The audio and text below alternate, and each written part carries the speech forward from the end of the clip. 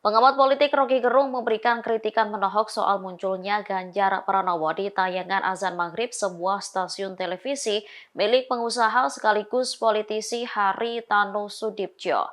Menurutnya, video yang menampilkan ex-gubernur Jawa Tengah saat ikut berwudu hingga salat hanya direkayasa. Rocky menyebut hal itu seharusnya tak diperbolehkan, apalagi jika hal itu dilakukan hanya untuk kepentingan penunjang maju sebagai calon presiden.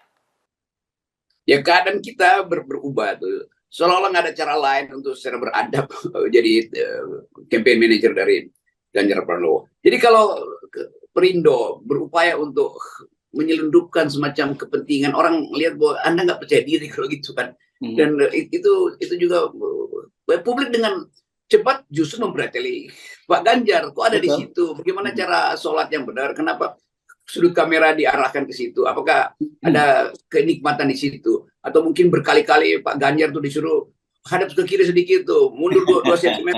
Lu keindahan ibadah di mana tuh? Kan terlalu sempurna angle kamera di situ kan. Jadi ini dibikinnya mungkin nggak orang akan anggap ini mungkin bukan di rumah ibadah, justru di studio, direkayasa kan. Jadi bahaya itu kalau orang akhirnya menganggap bahwa oh ini permainan, dan permainan itu nggak boleh dikaitkan dengan status keibadahan seseorang tuh. Kan ibadah itu harusnya candid, diambil. Kalau ini kan jelas-jelas itu sudut kamera bikin 30 derajat dan simpangan warna itu diatur sedemikian rupa, saturasinya kan. Jadi betul-betul nggak ada kesucian atau sebut aja yang apa namanya ke batin rohaninya itu diganggu justru oleh sudut kamera itu.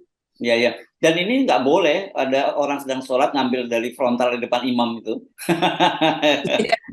Itu yang saya maksud tadi itu.